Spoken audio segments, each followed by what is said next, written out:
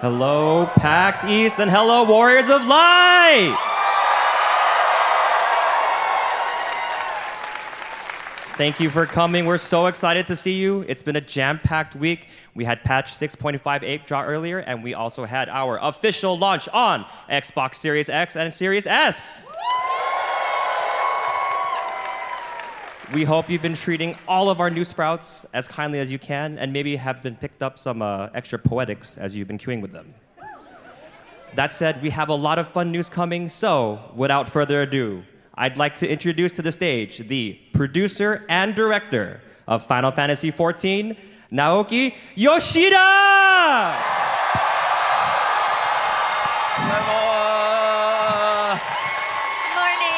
Hello, Baxis!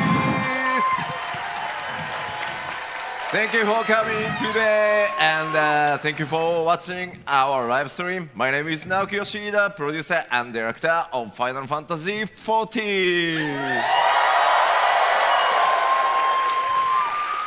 Aimi-san, 自己紹介を。 Oh, yes. Hi, I'm Aimi from Square Enix. I'll be helping Yoshida-san here with the translations today.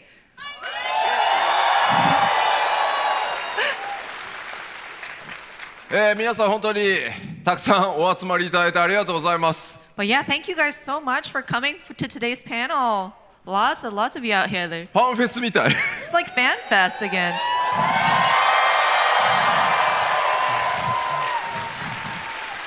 今日はこの PAX イーストの、メインステージから皆さん世界中の光の戦士たちと一緒にファイナルファンタジー14のここまでの申請してからの10年の歩みを振り返りつつ、新しい情報、それからこれからファイナルファンタジー14どうなっていくのかというあたりをお話しさせていただければと思います。 So for today's PAX main stage, of course, we would like to thank all of our players, our warriors of light around the world, looking back at the 10 years of Final Fantasy XIV, and then also talk about some new stuff that's coming up and how we're going to proceed from there. 改めてこうやってこんな大きな会場でですね、こんなにたくさんの、プレイヤーの皆さんと一緒にこうステージでね盛り上がっていけるのは本当に皆さんのおかげです。ありがとうございます。 So yeah, just having this opportunity and having a venue to speak about our title and get together with all of the players and just get excited is such an honor. So again, I just want to thank everybody, all our players.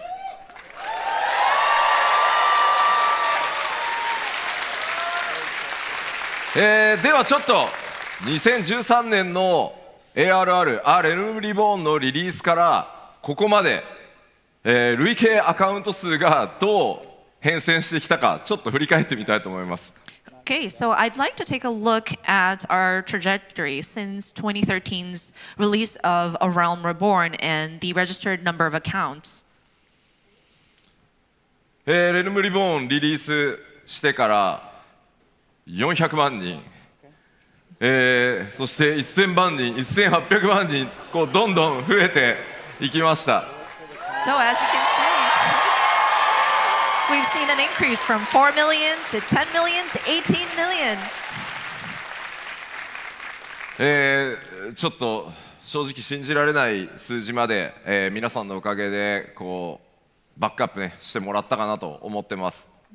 But yeah, we are truly blown away by these numbers. It's almost unbelievable to us, but it's just so wonderful to have so much backup or support from you all. 今日この会場に 1.0 から遊んでるよっていう方どれぐらいいます？ I just want to see a show of hands. Who here has been playing since the original 1.0 Final Fantasy XIV? おー、いるいっぱいいる。 Yay, we have some legacy players. Thank you. Yay, すごいたくさんいる。ありがとうござい Oh, ます。 wonderful. That's good to see. Thank you.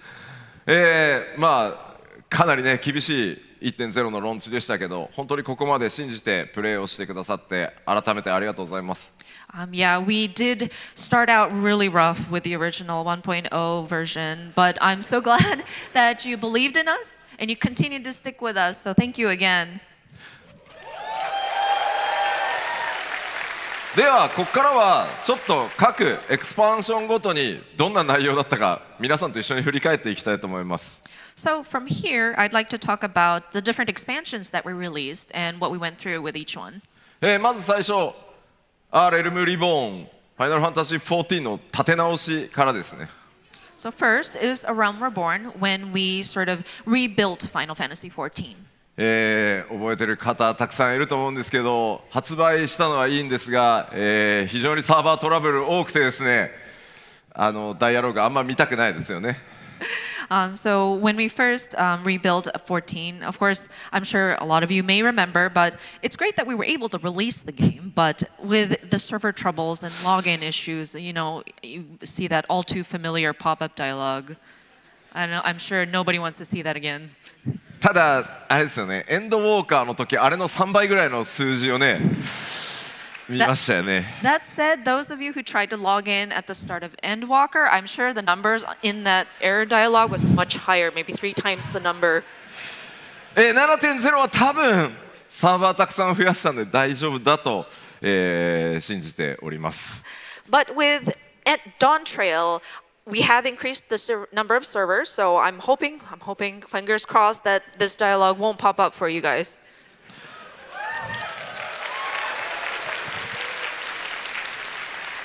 そしてまあRealm Rebornというと結構忘れられないのがタイタンみたいなかなり尖ったコンテンツも多かったと思います。 And of course, with A Realm Reborn, I'm sure you will have some memorable encounters, including Titan, which was very challenging. ちなみにタイタンのランドスライドで、30万アカウントぐらい消滅した記憶がございます。 By the way, I remember the challenge of Titan was quite tough. So with his landslide, we may have lost about 300,000 registered accounts.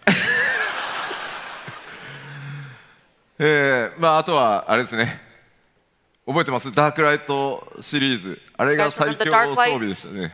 Dark Light attire, or the armor series. Oh, remember it? Yeah. はい、まあそんなのがあって続いては蒼天のイシュガルドに移りました。 Okay, and with that, we released our first expansion, Heavensward.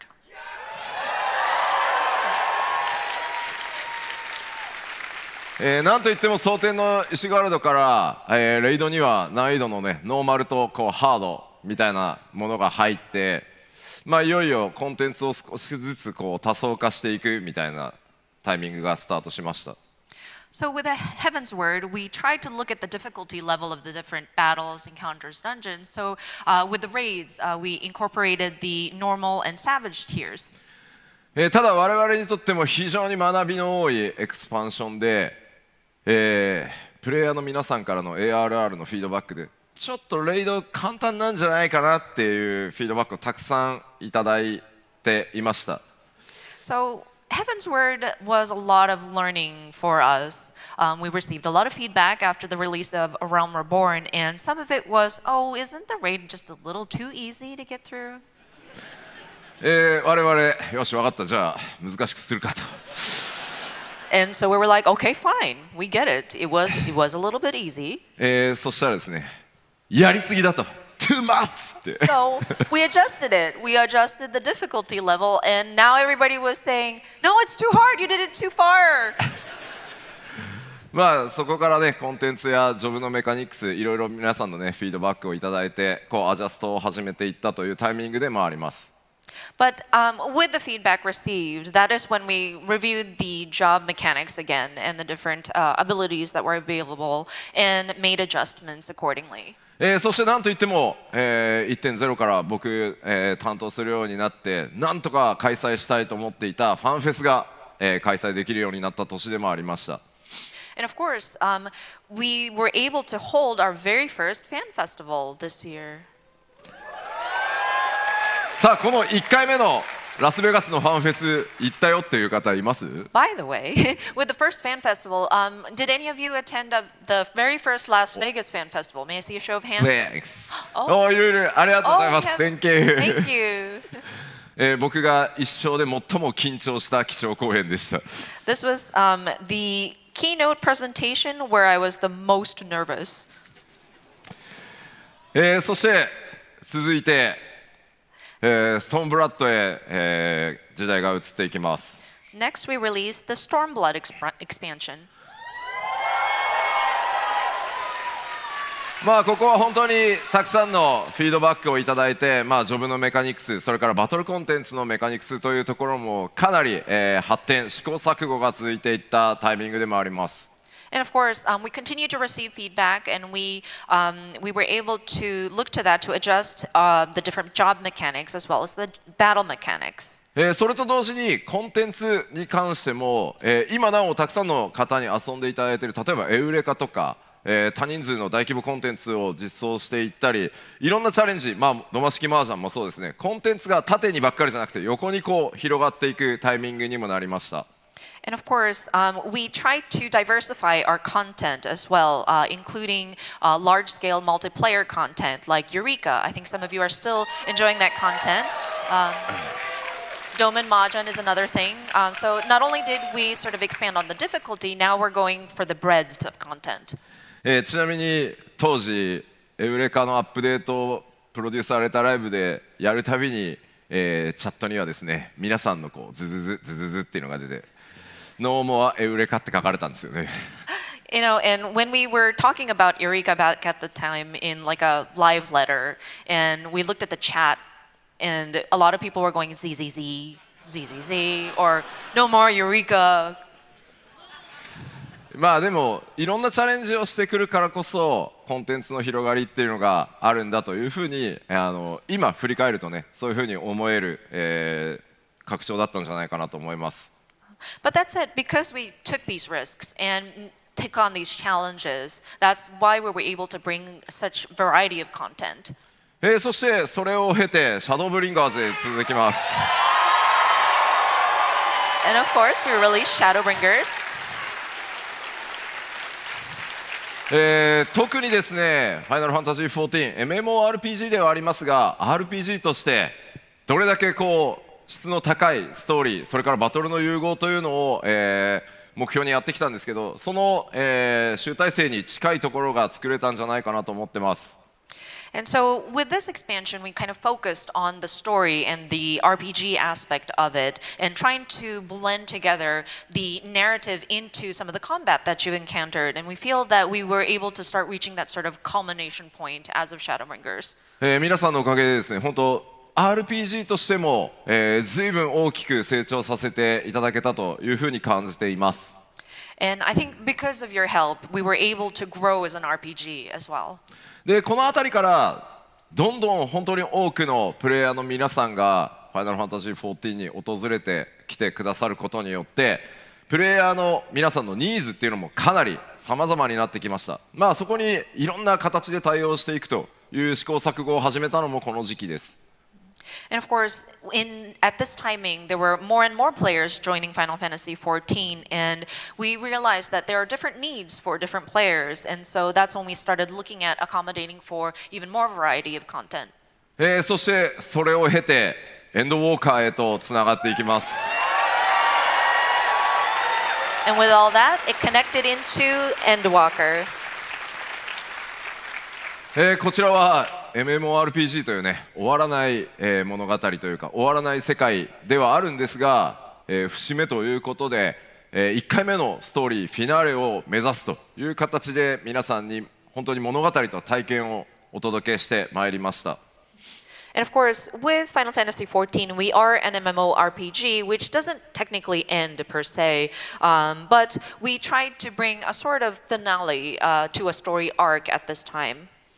ただそれと同時にやっぱり RPG としてのストーリーの評価の高さというところもあって本当にたくさんの人に遊んでいただけるように特にソロコンテンツそれからソロでプレイすること、少人数で遊べるといったあたりのシステム開発にとにかく注力してきたタイミングでもあります。And of course, we have a lot of people who enjoyed the story, and thankfully we had some really great acclaim about our story being very robust for an RPG, and a lot of people were able to join Final Fantasy XIV. And with this expansion, we kind of focused in on solo content, those that can be enjoyed with either one person or a small group of people. 皆さんも辛抱強く待っていただいたおかげで ARR の時点から、エンドウォーカーのラスト、まあ、それを超えてなおストーリーに関わるインスタンスダンジョンは全てコンテンツサポーターで、ソロでクリアできるというところまでようやくたどり着くことができました。And so, of course, we implemented the duty support system so that players who want to enjoy the story and the encounters that are associated with it can go into these different dungeons by yourself. And we were able to backtrack and support content or duty support from ARR all the way to Endwalker. まあ世の中、ありがとうございます。Oh, thank you. Thank you. 世の中不思議なもので、やっぱりこうオンラインゲーム MMORPG 人と関わって遊ぶのが嫌だということでなかなか14はじめとする MMO を手に取ってくださらない方というのも非常に多いです。It is kind of curious because even if this is an online game where typically it's necessary for people to work with other players to play, there are certain people who hesitate because they don't want that sort of interaction with other players, and so that's why they didn't try Final Fantasy XIV. ただ今回こういったソロ対応とかをやってくることによってじゃあ遊んでみようかな、そしてゲームへ訪れてくださって皆さんの本当に温かいコミュニティの力に触れてどんどん光の戦士たち増えてそして育っていってるのを実感します。That said, with content duty support, of course, that also helped. But then the community welcomed these new peoples, and they were able to support them through their growth. And I think we were able to grow in numbers of our Warrior of Light. So I think that's also a great step forward as well. そしてそれらの状況を受けて、次に我々が目指していくのが新たな拡張パッケージとなります。So with all that said, now we're striving for the future, which leads us to our next expansion.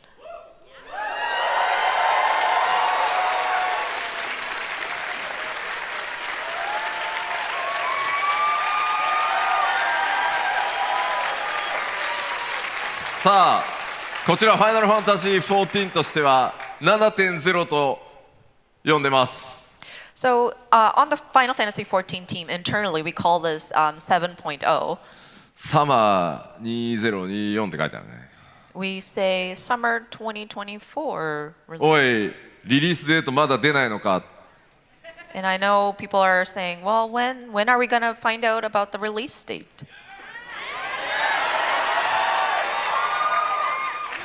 大丈夫、もうちょっと後で話すから。Don't worry, we will talk about it just later in the presentation. さあ、この 7.0 Dawntrail から、さらにこの先10年間またいろんなチャレンジを皆さんと一緒にしていこうと思います。So of course, this 7.0, aka Dawntrail, is our next challenge in the 10 years moving forward. その10年次の10年に際して我々が、まず最初にチャレンジしていこうと思っていることがこちらです。So one of the first challenges we want to take on for the next 10 years is going to be this. これまで、6.0、6.x シリーズで、たくさんのカジュアルプレイヤー、ソロプレイヤーたちを迎える準備というのができましたので、ここからは改めて MMORPG としてさらに、高みを目指して進化にチャレンジをしていこうと思います。So, of course, throughout 6.0 Endwalker, through the 6.x patch series, we were making different preparations to welcome in those more casual-leaning players or people who wanted to enjoy content by themselves solo. So, with Dawntrail, we want to aim for evolving as an MMORPG. さあ、ではじゃあ具体的にどういうことなのというのをざっくりコンセプト方針をお話ししていきます。So I would like to go through what we're thinking about specifically in a sort of like an overview of our concept. まずその一つ目、マルチプレイという部分をさらに強化していこうと思います。So of course we would like to focus in on multiplayer aspect as one of those things. それに際してラージスケール多人数で遊べると。So with that, we would like to refine or to tackle on more large-scale duties. エウレカやボズヤに続く、バトル系の大型の探索コンテンツというのの開発もすでにスタートしています。So content that kind of are in the same vein of Eureka or Bosnia is going to be in the works.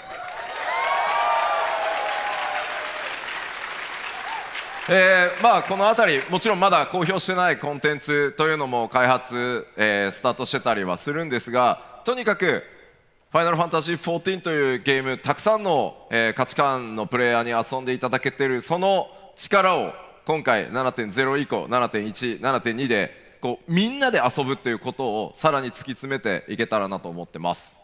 And so there are lots of content we're trying to develop right now, some of them that may not be mentioned here today in today's presentation, but we understand that there are a lot of different values that people hold as they are playing Final Fantasy XIV. So we want to also focus in on large-scale content, multiplayer content, as we go through 7.1 and 2 and beyond. もちろんその 6.X シリーズでね、バリアントダンジョンみたいな少人数で遊ぶコンテンツっていうのもそのシステム開発しっかりできましたので、それらをやらないというわけじゃなくて、そういったコンテンツもやりながらさらにラージスケールのコンテンツも作っていきます。Of course, we're not neglecting the solo or smaller scale content like the variant dungeons. We will continue to update that.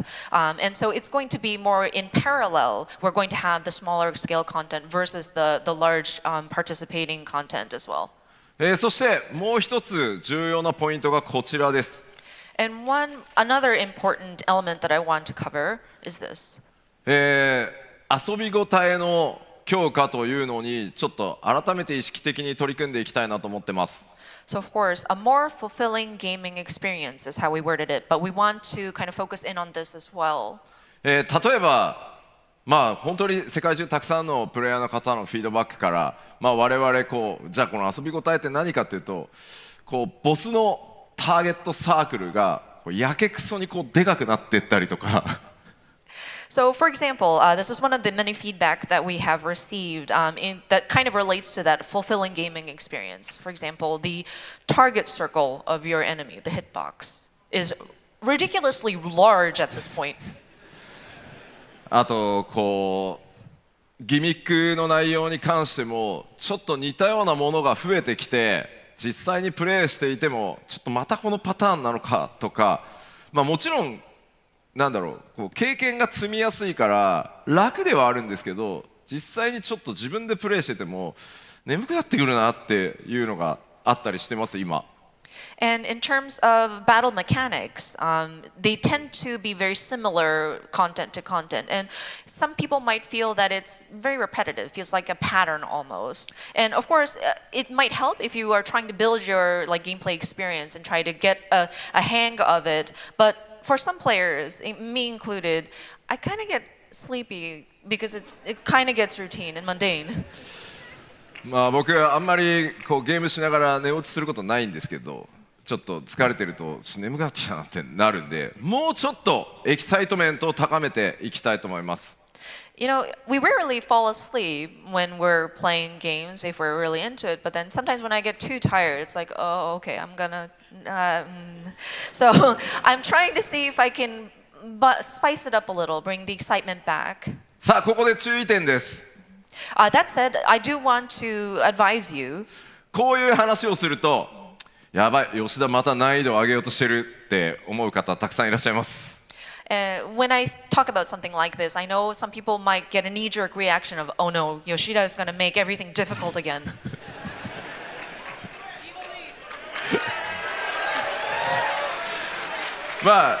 基本的にね、難易度を上げて皆さんを困らせたいっていうわけじゃない。もっともっと興奮してもらうためにもっともっと新しいギミック、オリジナリティのあるものっていうのを作っていきたいと、そういう意思表明だと思ってください。And so for the most part, we're not trying to trouble people. We're trying not to make your lives difficult. It's just we want to bring a little bit more uniqueness, something that is new and original into these battles. So rest assured. ちょっと日本語なので難しいかもしれないですけど、もう少しプレイヤーの皆さん一人一人が工夫する余地、自分だからこれができたみたいな遊びごたえっていうところをちゃんと作っていきたいというふうに思ってます。So in the Japanese word, there's this word kufu, which loosely translates to kind of thinking with your own mind and kind of figuring it out. So I think we want to encourage players to build your own strategies, kind of talk to each other in your party to strategize and kind of encourage that kind of gameplay also. ですので、我々いろんなチャレンジをさらにリスクも取りながらやっていこうと思うので、時折失敗してね、皆さんに怒られることもあるかもしれませんが、だんだん慣れてきてしまった14を今一度エキサイト持って楽しめるように、さらに拡大させていこうというのが当面の目標になります。And so, of course, we would love to take challenges. I would like for my developers to be able to take on challenges, take risks in creating their content. And of course, we may screw up. We may have a misstep, and we might be up here apologizing to our players once again. But we don't want things to be mundane. We want you guys to be excited as you play Final Fantasy XIV. こうなるとジョブはどうなるのかっていう心配がきっとあると思うんですが。And I'm sure with this kind of talk, it might beg the question, like, well, so what's going to happen to the different jobs and their mechanics? ジョブに関してはせっかく節目のねレベル100が来るので、今何かを大きくめちゃくちゃバトルメカニクスも含めていじるってことは 7.0、7.x シリーズではしません。今の延長線上にちゃんとアップデートを行います。So, because we are reaching a sort of milestone level cap, which is level 100, it's not we don't intend to upset everything again. We want to just continue updating the different jobs and kind of add on to what we already have set up throughout the 7.0 and 7.x series. まずはコンテンツ側のね、よりエキサイトメントを高めるというのを 7.1、7.2、7.3 と徐々にね、やっていこうと思いますのでよろしくお願いします。So, of course, we're going to be focusing on the content itself and the encounters throughout 7.1, 2, and 3 to bring back that sort of excitement. 遊び応えとかチャレンジ増やすのいいけど、なんかちょっとメリットもうちょっとくれよっていうお声あると思います。And so we talked about how we're going to bring back excitement to the content itself, but what's in it for me? 我々今取り組んでいるのがプレイヤーの皆さんに、獲得していただくリワードというものを大幅に増やしていこうという、ワークフローを作り始めてます。So with that, we are looking into sort of improving the rewards so that we can sort of bolster that aspect of it. これまで ARR からここに至るまでなかなかこの1パッチあたりのリワード、例えば装備ギアとかもっとたくさんのマウントとかなかなかここまで増やせないで来れたんですが、いよいよここから先コンテンツの幅も量もかなり増えましたので、皆さんにお届けする報酬というのもさらに量を増やしていこうと思ってます。And so with the different expansions throughout, since we released ARR up to this point, we were unable to increase the number of rewards per patch that we give in terms of gear or mounts. And so looking to the future and just considering how wide and broad we have become with the different content that we offer, we would like to look into increasing the amount of rewards that we are providing our players. 7.1 から徐々に増やしていく今計画になっていて、おおよそ 7.3 ぐらいの時には今の1パッチあたりの報酬が 1.5 倍ぐらいまで増やせるんじゃないかなと思います。So the plans are in place. So our goal is that by patch 7.3-ish, we would have maybe 1.5 times more compared to current.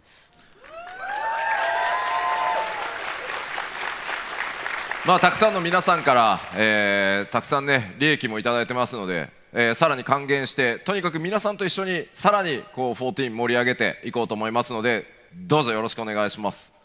So with your subscriptions and just continuing to stay with us, we have collected from you, so we want to give back. So we want to continue looking into things like this. さあそれらのスタートとなるドーントレイル、この内容、皆さんもうご存知だとは思うんですが、改めてざっとだけね中身確認しておきましょう。So, Dawntrail, I know we've announced many information, but just wanted to do a very quick recap of what we've already talked about.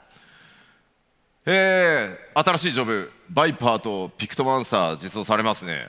Of course, 2 new jobs, Viper and Pictomancer.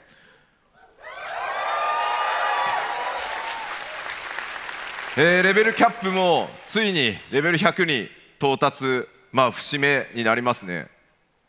And level cap will be increased to level 100, which is sort of a milestone for us.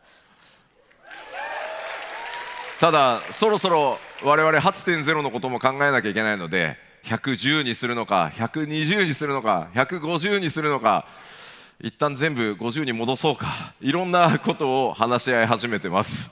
That said, we also have to start looking into what should we do for 8.0, and do we raise it just another 10 levels, 20 levels, 50 levels?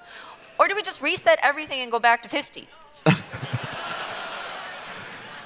でもそれぐらいやっぱ長期計画を持ってね、さらにこの先10年20年と続けていきたいので、いろんなことをもうすでに計画をし始めてます。That said, jokes aside, we are looking into a long-term plan. That's why we're trying to also look at what would it look like 10 years, 20 years from now. そしてありがとうございます。Oh, thank you. そして改めてですね、XBOX ファンの皆さんに大変お待たせしましたが、XBOX でもつい先日ですね、正式ローンチをすることができました。And of course, Xbox players, thank you so much for your patience. We were able to release the Xbox version of Final Fantasy XIV.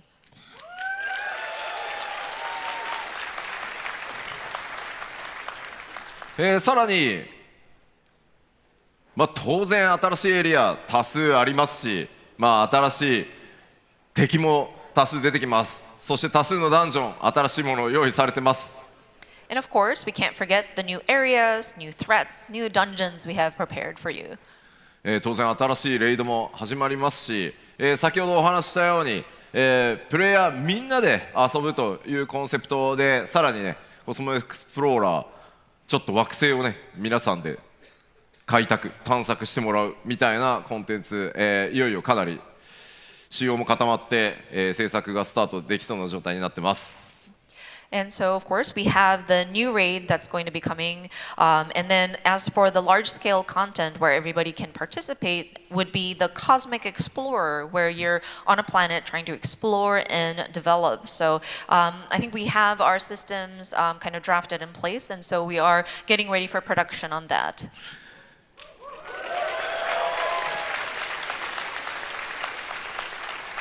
そしてこんなさまざまなチャレンジと要素を詰め込んだ、ファイナルファンタジー、14、7.0 の16 Dawntrail. So of course, with a lot of challenges that we're taking for the new Final Fantasy XIV expansion, not 16, 7.0.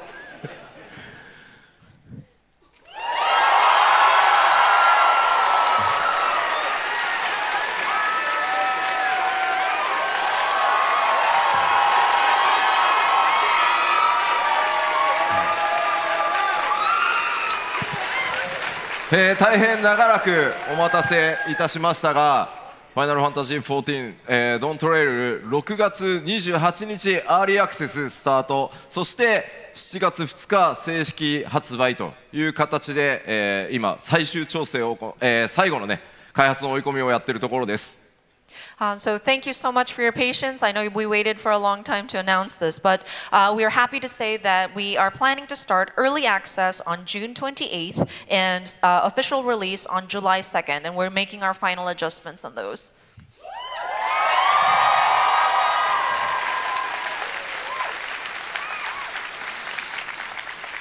アーリーアクセス、本当はもう1週間前にしたかったんですけど、So with this early access start date, we actually wanted to start it a week earlier. エルデンリング DLC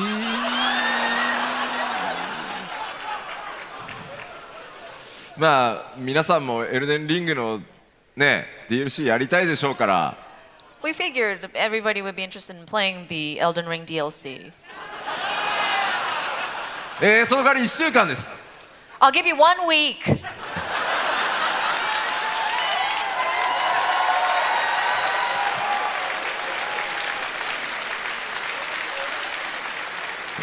ですので1週間どっぷりエルデンリングの DLC 楽しんだらもうそのままサマーバケーションへ突入してください。 So, I'll give you 1 week to enjoy Elden Ring DLC and then just go into your summer vacation into Dawntrail.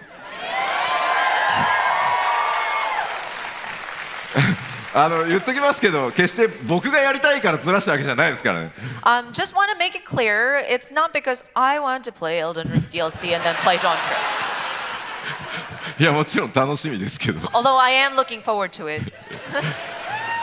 さあでは、リリース日それからアーリーアクセスの日付を発表したのでちょっとコレクターズエディションを紹介させていただきます。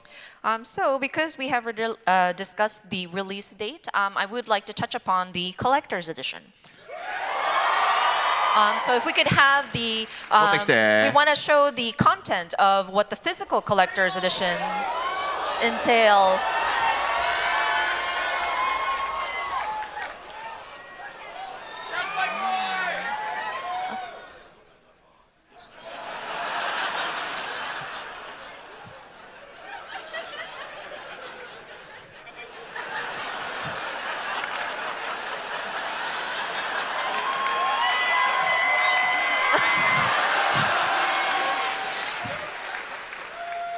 まずコレクターズエディション、ここに全部物理でね、持ってきたんですけど今回、フィギュアがまたついてます、今回バイパーの、光の戦士、ハイクオリティフィギュアになっております。 Okay, so getting into the contents of the physical collector's edition, as you can see, we have our high quality Viper figure.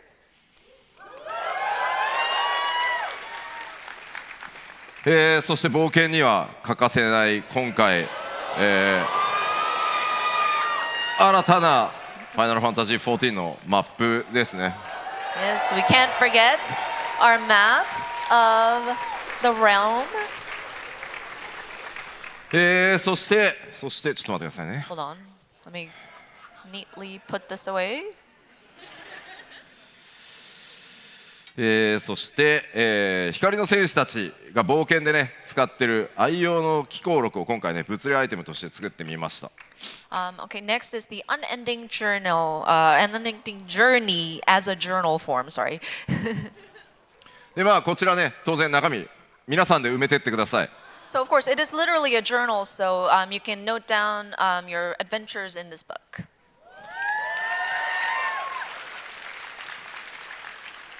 そして続いてがですねこちら何かというとちょっと古風な、ペン入れになってます。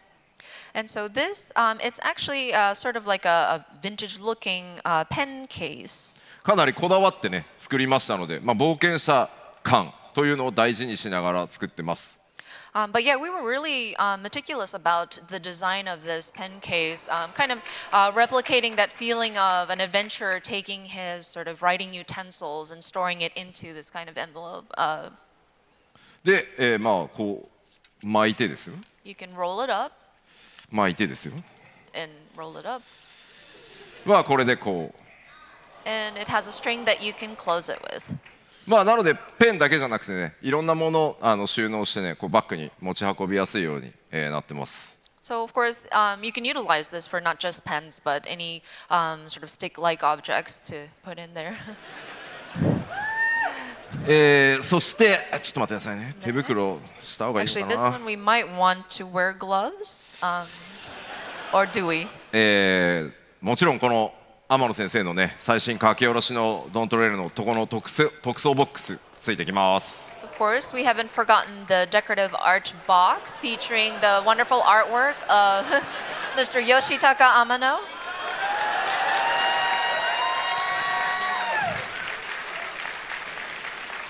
はいというわけでちょっとコレクターズエディションの今回物理アイテムですねご紹介しました。ちょっと待ってね IL 上げるからね。 So these are the physical components of the collector's edition. Sorry, let me put my accessories back on to get my eye level up.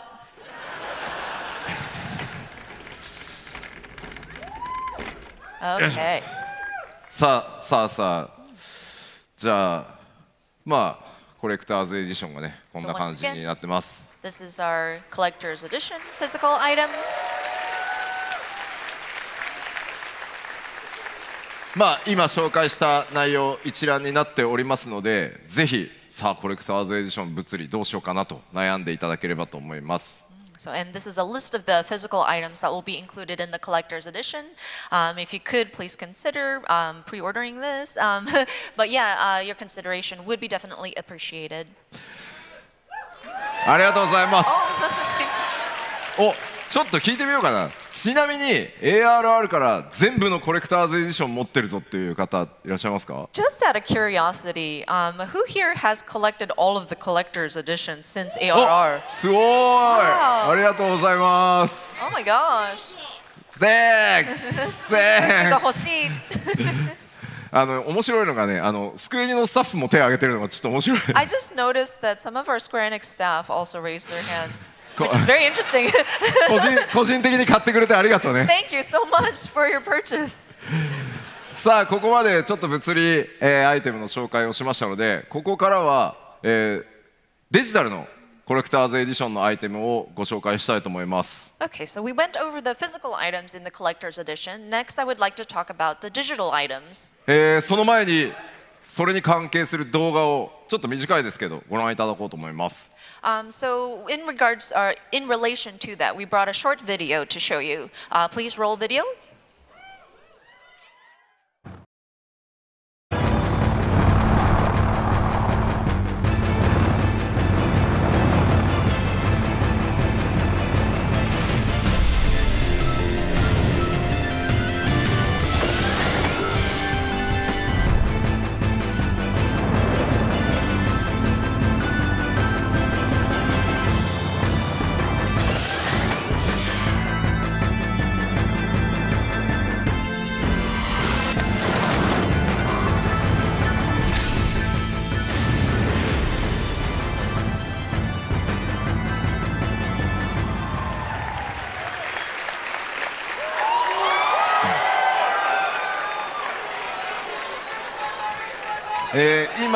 今ご覧いただいたのが、デジタルのコレクターズエディションインゲームアイテム、マウントのアークとなります。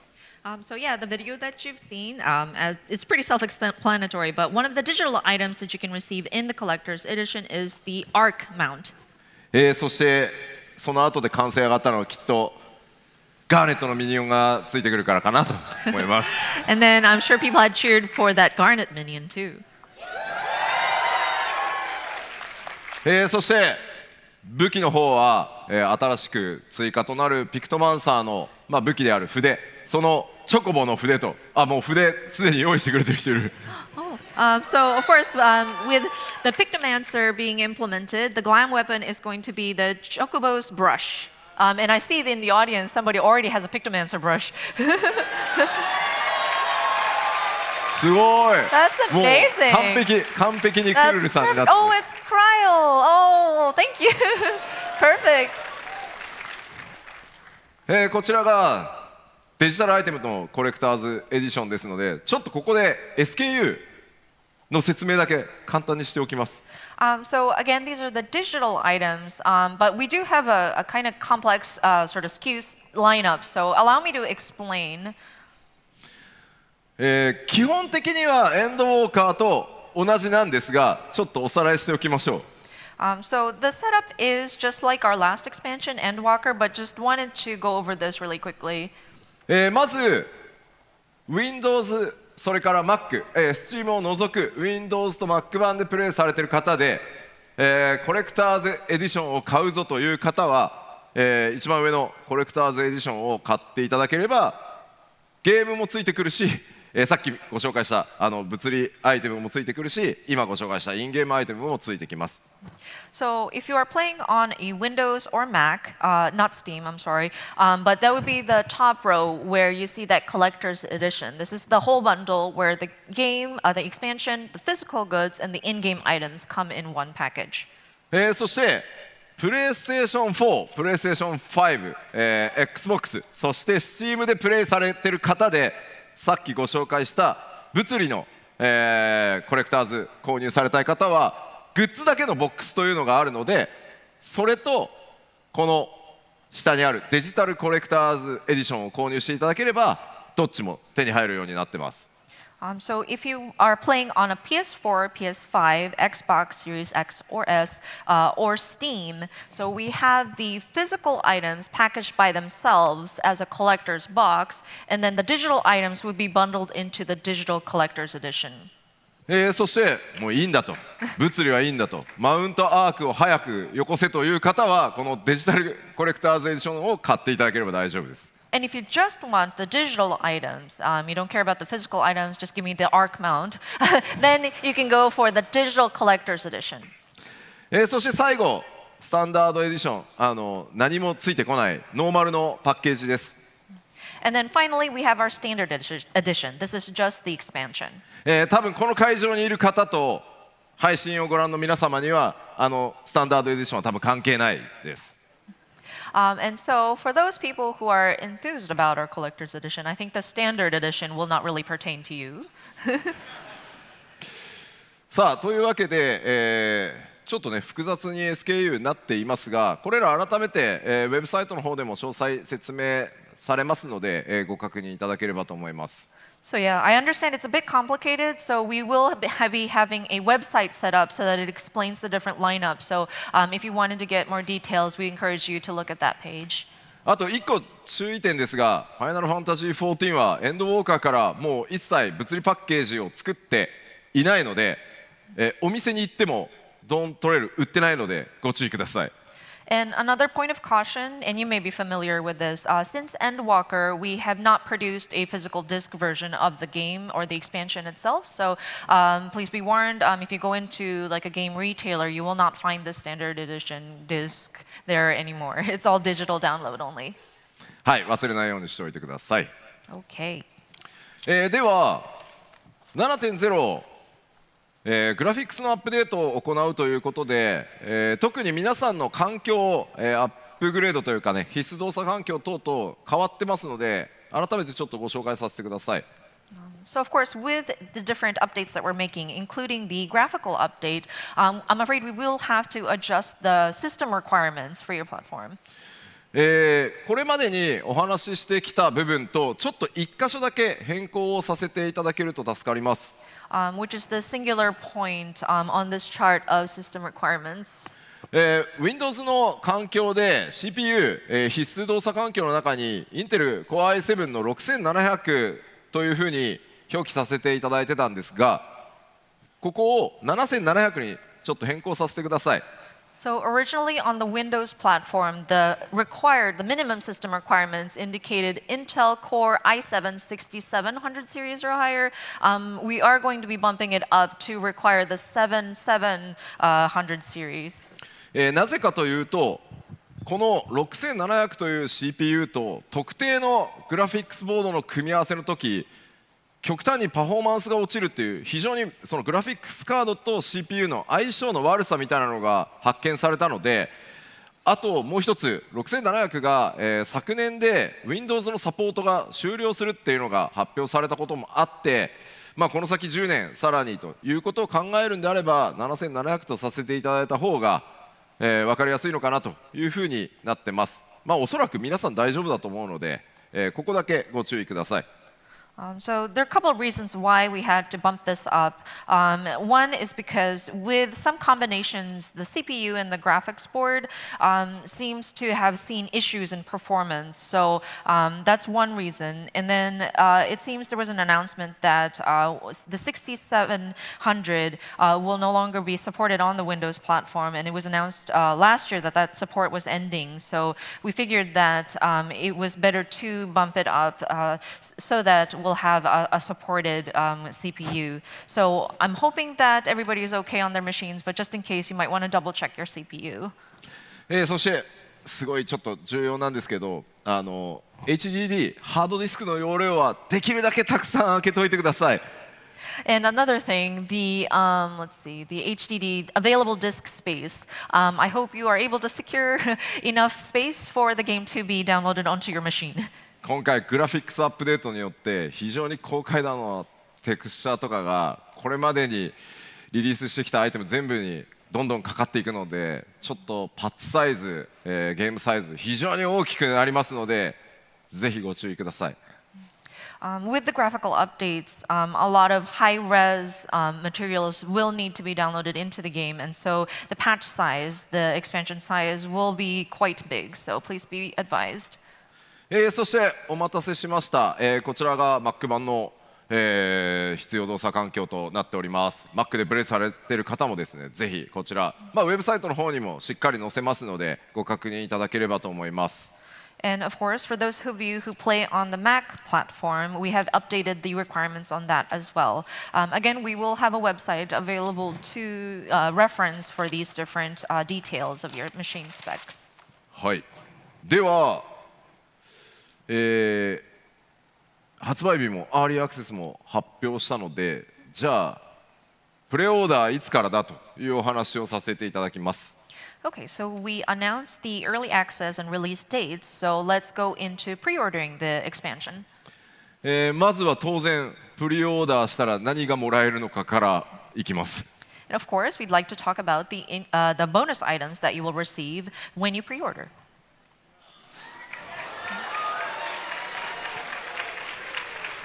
プリオーダー予約をしていただくとミニオンジタンとそれからアクセサリーアーゼマイヤリングという新しいアイテム、装備アイテムですね、皆さんにお届けします。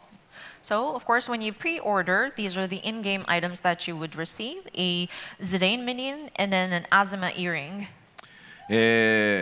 ここまでやたらと露骨なファイナルファンタジー9推しですが、なぜなのかは言わないでおきます。You may have noticed a lot of Final Fantasy IX references here, but the reason is a secret.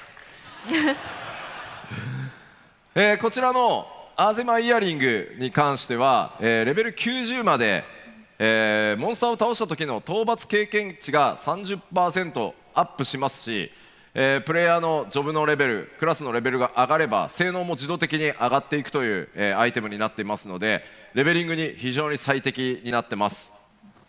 So, of course, with the Azuma earrings, this is similar to the last pre-order bonus, but whenever you defeat an enemy, the experience points that you receive will have a 30% boost. And then the stats on the accessory itself will also kind of scale as your player is leveling your character. So it does become quite advantageous when you're trying to level your character. はい、そしてプレオーダーの特典としてアーリーアクセスの権利が皆さんに付与されます。So, of course, if you pre-order the expansion, you will have early access. で、ちょっと忘れないでくださいね。今回の拡張が初めての14の拡張って方もいらっしゃると思うんで。So, of course, I do want to caution you because there may be some of you who are purchasing an expansion for the first time with Dawntrail. 予約をしないとアーリーアクセスの権利がないので、やったー6月28から遊べるって言って予約を忘れてると、みんなこうバーって夏休み行ってるのに自分だけ7月2日まで待たなきゃいけなくなるので注意してくださいね。So you need to make sure you have pre-ordered the expansion in order to gain early access. So if you don't pre-order, while everybody's going on summer vacation, June 28th, and you realize, wait, I haven't pre-ordered, so you have to wait until the actual release, which is July the 2nd. So if you want early access, you might want to pre-order.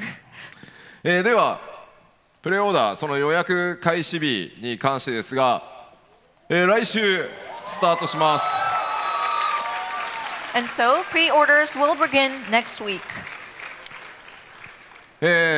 Steam も、この日からスタートするんですが、Steam 版以外は予約サイトがねそれぞれの時間で開くのでチェックしていただきたいんですが、Steam 版は全世界同時に、PTD に9時に開くので、ご注意ください。So, of course, the Steam version will be one set time globally. So it's on the disclaimer down there at 9 a.m. PDT, but the rest is local time, 9 a.m. Let's see, America would be West Coast time, but. そしてさっきご紹介した、ちょっと待ってね、この2つのアイテムはプレオーダーしていただいたのが確認でき次第、レターモーグリがすぐに皆さんのところに運びに行きますので、7.0 を待たずに、アイテムをお届けしますので、ぜひ早めの予約をお願いいたします。And of course, the in-game bonuses that you receive with pre-ordering will be delivered to you via delivery Moogle as soon as we are able to confirm the pre-order. So you are able to access these before the expansion launches. まあただね、ちょっと不安なのがね、予約サイトがダウンしなきゃいいなっていう。The only concern that we have is I hope the pre-order site doesn't crash again. あとこうレターモーグリたちがもう無理クポ疲れたクポってちょっとね遅れる可能性もあるんで。And our poor delivery Moogles, they may be like, oh, I'm so tired, Kupo. まあいずれにせよちょっと予約をしていただいた方から順次アイテムすぐにねお届けしてまいりますので、ぜひ予約の方よろしくお願いします。That said, we will be delivering these in-game items as we confirm your pre-order, so we would encourage you to do so. はい。さあでは、1時間にわたっていろいろお話ししてまいりましたが、ドーントレイルのお話はこの辺までかなと。So yeah, we had about 1 hour to speak about our new expansion. So I think that kind of wraps up discussion about our Dawntrail expansion. ただですね、昨日PAXイーストの方でですね、ファイナルファンタジー16の、パネルがございました。That said, I know there was a panel on Final Fantasy 16 just yesterday. パネルを見ていたらですね、ファイナルファンタジー16のプロデューサーの吉田 P がですねAnd in that panel, the producer, Yoshida, クロスオーバークエストの、開始日ヨシ P 発表していいよって言ってくれたんでmentioned that, oh yeah, Final Fantasy 14 producer director, you're welcome to announce the crossover quest line release date.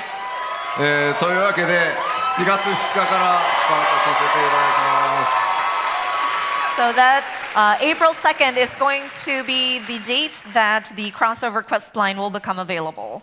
まあ約1ヶ月ですね、4月入ったらすぐにスタートしますので、ぜひぜひご期待ください。So it will begin as soon as we enter the month of April. So I hope you take a look. まだまだ16、PC 版を楽しみにお待ち、くださっている方もいるというふうに思いますので、今回のクロスオーバークエストは、16のストーリーの物語の序盤とのクロスオーバーになっているので、極端な強いネタバレはできるだけしないように、でも報酬が豪華になるように一生懸命14チームと16チーム力を合わせて作りました。And of course, we understand that there are players of Final Fantasy 16 who are looking forward to the PC release. So we don't want to spoil the story for those who are on 14 who are waiting for 16. So the crossover content kind of covers like the first part of the game without any spoilers. But we have made sure that the rewards are very robust. So I hope you look forward to that.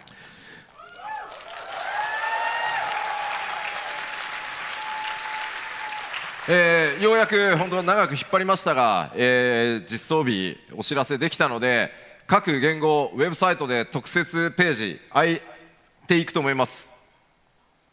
And of course, it did take a while, but the team worked really hard, and we were able to announce the implementation date. So I believe we do have landing pages, web pages that give us the details on these. まあクエストのスタートがどこなのか、どんな報酬がもらえるのか、細かい情報すべてウェブサイトの方に記載されておりますので、ぜひこの講演が終わってページが開いたら内容チェックよろしくお願いします。I think you will be able to find details about, say, where the quest giver is and things like that. So once the page does open up, if it hasn't already, we encourage you to take a look. さあでは1時間にわたって、PAX イーストの会場からお届けしてきた14のステージですが、そろそろ終わりの時間となりました。All right, I think that we are approaching the end of this presentation, actually. これ以上スポイラーで話せないんだって。No, there's too much spoilers. I can't avoid spoilers. So.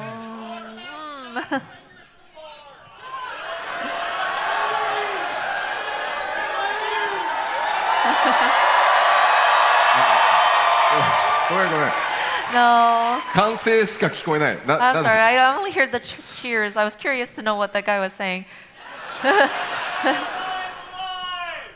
何 What? Job action trailer. ごめんごめん今作ってるから We are still in the process of making that though. Sorry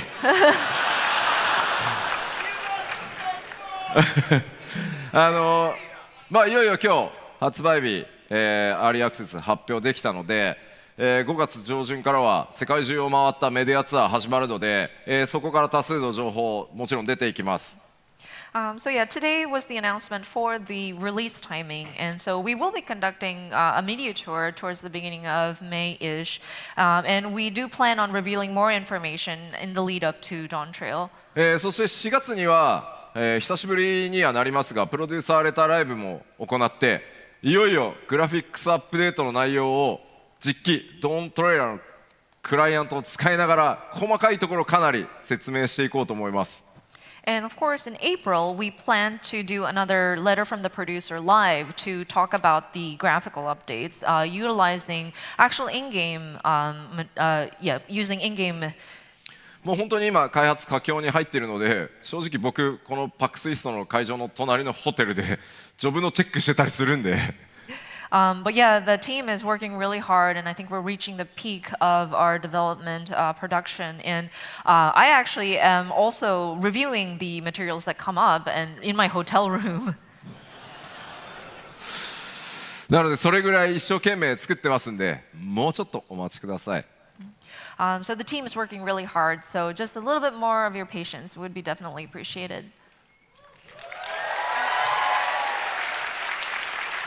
さあでは最後に改めまして本当に、ARR から数えると、丸10年そして 1.0 から数えるとねもう13年にわたって本当に世界中たくさんの人にサポートしていただいて14ここまで来れました。So once again, I would like to just look back at the 10 years of ARR, and if you count it from the original 1.0, 13 years, just how much support we've received from players around the world, and just how appreciative I am of you all. 我々がね本当にここまで歩んでこれたのは本当にプレイヤーの皆さん、光の戦士の皆さんのおかげです。